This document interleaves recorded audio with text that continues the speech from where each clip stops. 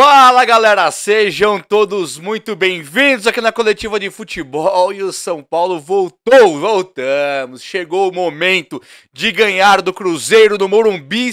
Vou falar com você sobre toda a ficha técnica dessa partida, como horário, local, escalação, mas tem também assunto desse Brasileirão de meu Deus aí. Tem time já postulante ao rebaixamento, tem ou não tem? Time paulista, Small Club, de Itaquera, postulante, muito favorito a rebaixamento. Trocar uma ideiazinha rapidinha com vocês sobre isso aí e também sobre esses rivais do São Paulo, o Bahiazinho e o Patético Paranaense. Não, tô zoando, Bahiazão, Bahia e o Atlético do Paraná. Eu sei que tem muita gente que fica meio bravo aí que eu falo zoando, mas vamos falar sério, Bahia e Atlético do Paraná jogam fora de casa e o São Paulo vai passar. Vai ou não vai? Vamos falar com isso aí. Deixa o like no vídeo pra dar uma moral. Posso contar com você pra dar uma moral nesse vídeo? São Paulino, chega junto aí. Deixa o like. Se inscreva também no canal, que você é muito bem-vindo, muito bem-vindo. Eu faço muita questão de ter você por aqui. Esse vídeo, meus amigos, é um oferecimento de 1xBet, que é uma casa de bookmaker top, parceira de times como Barcelona, por exemplo, é lá que você encontra as melhores odds. Hoje tem o Brasileirão, e se você for no primeiro comentário fixado para se cadastrar, vai no meu comentário fixado que você tem um bônus de boas-vindas. Deposita 100, vira 200, seu primeiro depósito. Primeiro depósito, deposita 100, vira 200. 200 vira 400. 600 vira 1.200, assim vai até os 3.000 reais. Se liga aí, ó. Hoje tem o Vasco e o Flamengo. O Vasquinho tem que ganhar, entendeu? O Vasco tem que ganhar do Flamengo. Tem também o Criciúma, que o Palmeiras quer pedreira pro Criciúma. E aí tem o São Paulo e o Cruzeiro lá. A vitória do São Paulo no Morumbi paga 1,92. A vitória do Cruzeiro, muito improvável, paga 4,44. Tá tudo no primeiro comentário fixado. Eu vou de vitória para o São Paulo. Tamo junto. Valeu, XBet. Vamos lá. Gente, o Coringão perdeu em casa para o Botafogo. Entra de fato na zona de rebaixamento e é lá que deveria ficar, né? Convenhamos, é um time que investiu fortuna, paga o jogador mais caro do Brasil, um dos mais caros do Brasil, o Igor Coronado, que obrigado, Coronado, que foi sondado aqui no São Paulo, obrigado por ter escolhido as cores aí, alvinegra, a cor do Corinthians, parabéns pro Corinthians, parou de pagar 1,5 milhão pro Paulinho, a pena, mas assim, tá num caminho legal, hein, deve 2 bilhões no mercado, e o time não anda, o técnico não tem nenhuma identificação com o clube, e os jogadores que salvavam a pátria do time lá, como, sei lá, Sheik, Danilo, o Renato Augusto, os caras que carregavam a peteca na linha dura no fio do bigode como Cássio, já se foram, estão em outros ares, aposentados, e o que sobrou é o Yuri Alberto, Romero, aquele catado. Então eu tô muito feliz sim, e eu vou falar pra vocês o porquê. É porque esses caras alopraram a vida inteira, que nós não tínhamos título, que não tínhamos comemorado o título por WhatsApp ainda, e que era fila, e que não sei o que. Então estão no lugar que merece, num lugar que é a mesma coisa, um pouquinho parecido aí, talvez, com o Palmeiras, que quando tem alguém bancando vai muito bem. Não, o Corinthians é um pouquinho maior ainda, consegue se virar de vez em quando com as próprias pernas e com torcida, mas assim, já tá longe de ser um time que faz frente, e nesse novo formatão do futebol brasileiro onde o Santos caiu, o Vasco frequenta normalmente a Série B, eu não sei não se esses caras não vão cair e mudar de patamar lá pra baixo, pra segunda prateleira. Falo isso com amor, tá? De quem quer vocês bem, e eu falo com amor, não é com raiva não, mas assim, tá feio de ver, hein? E eu tô feliz porque é rival. Ó, o Bahia e o Atlético do Paraná, deixa eu lembrar aqui, o Bahia, ele joga... não tem o jogo do Bahia. O Bahia joga agora contra o... Bom, vou começar pelo Atlético do Paraná, que tá na ponta da língua. O Fortaleza recebe o Atlético do Paraná de Cuca. E o Fortaleza em casa, ele pode fazer muita dificuldade ali pro time do Atlético do Paraná, e eles são líderes, tem 13 pontos, é o líder, o São Paulo vem atrás com 10. Então precisamos que o Atlético do Paraná perca para... Perdendo, o São Paulo ganhando do Cruzeiro, assumir a liderança junto com o Atlético do Paraná com 13 pontos. E a mesma coisa se aplica pro Bahia. O Bahia pega o Atlético Mineiro, certo? É Atlético Mineiro lá em Minas contra o Bahia. Eu não notei aqui, mas eu lembro porque eu tô ligado que é isso aí. O Atlético Mineiro pega o Bahia, recebe o Bahia. Então o Bahia tem que jogar fora contra o Atlético Mineiro, pedreira pura. E o Atlético do Paraná tem que jogar fora com o Fortaleza, pedreira pura também.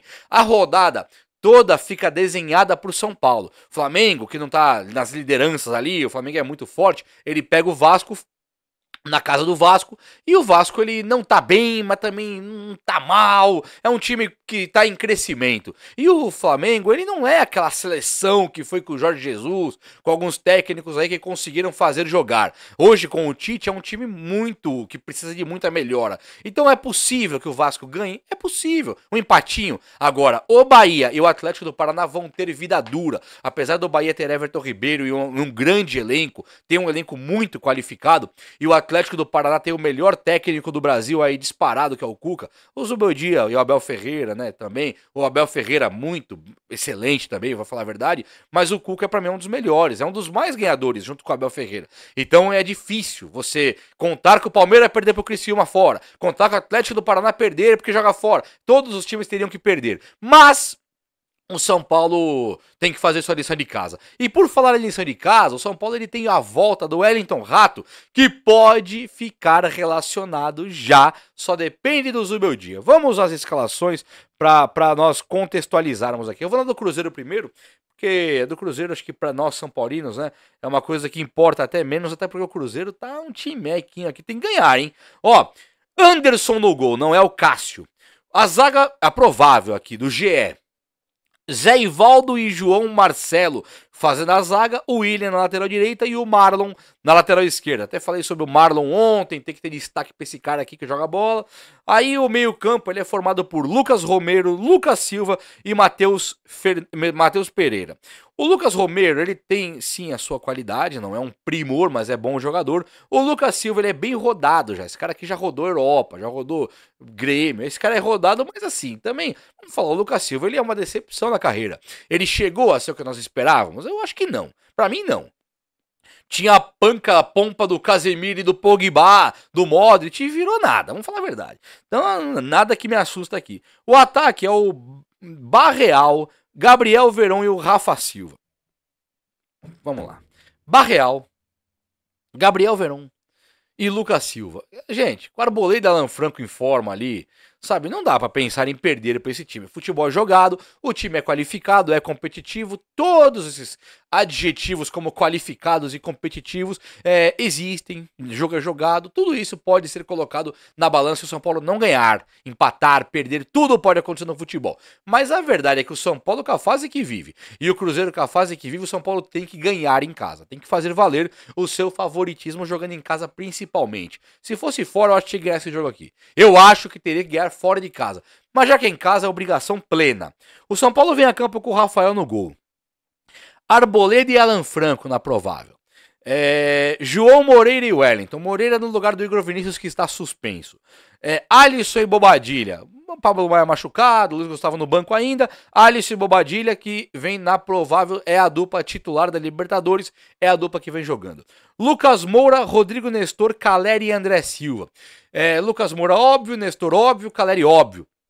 André Silva não é óbvio, pode ser que mude, porque o Luciano também está suspenso. Então pode entrar Ferreirinha, pode entrar Eric, pode entrar Galopo, pode entrar Juan, pode ser qualquer time aí no ataque junto com o Caleri. Pode ser inclusive o Wellington Rato. Pensar no Galopo, no Wellington Rato e no Juan é muito difícil. O Juan que o Zubeldia entende como centroavante, o Caleri em campo, o Juan fica esperando.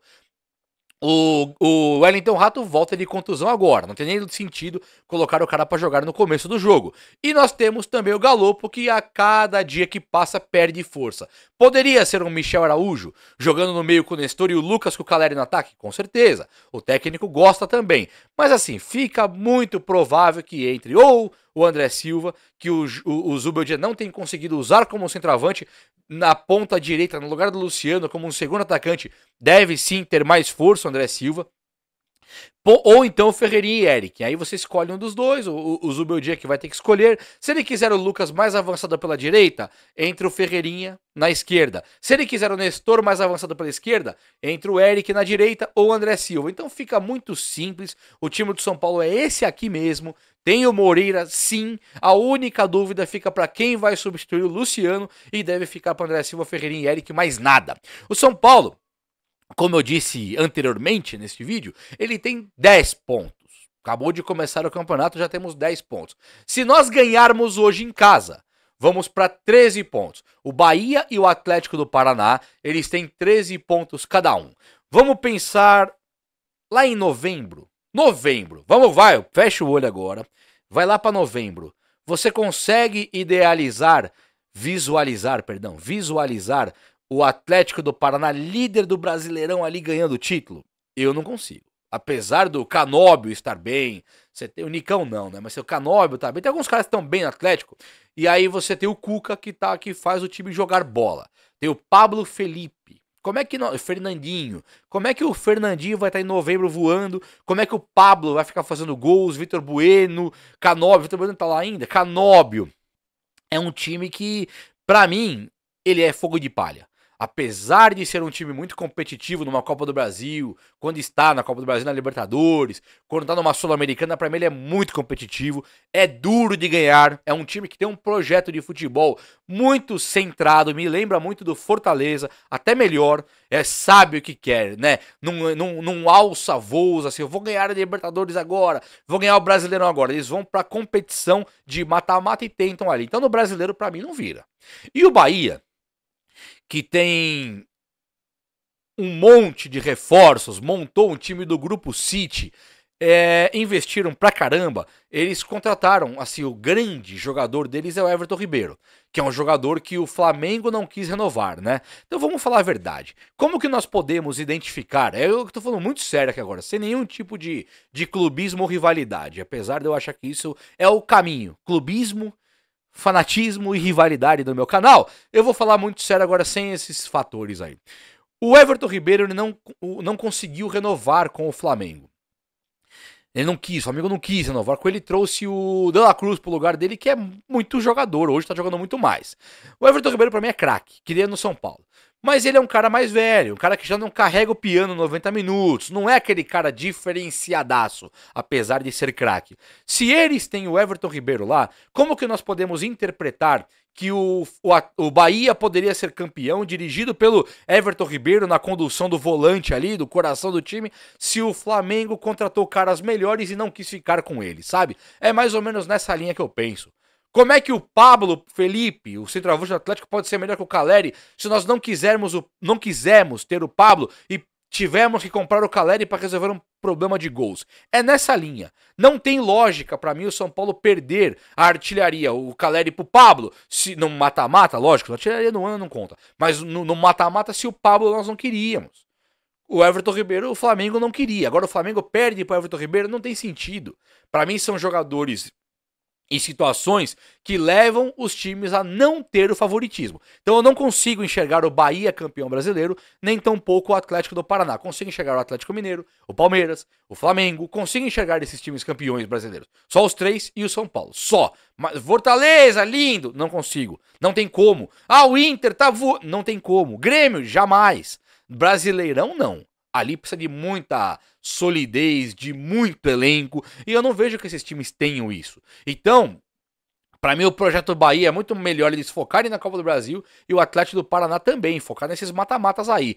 E no Brasileirão, o São Paulo se assumir a liderança hoje ao lado desses times, ou ficar 3 pontos ainda atrás deles, 1 ponto, para mim o São Paulo é virtualmente o líder.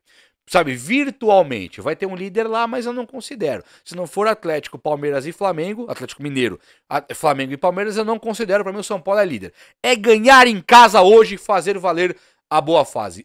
Ou não é? Vamos lá, Zubel Dia, com seus pupilos. Abraço, até a próxima. Valeu!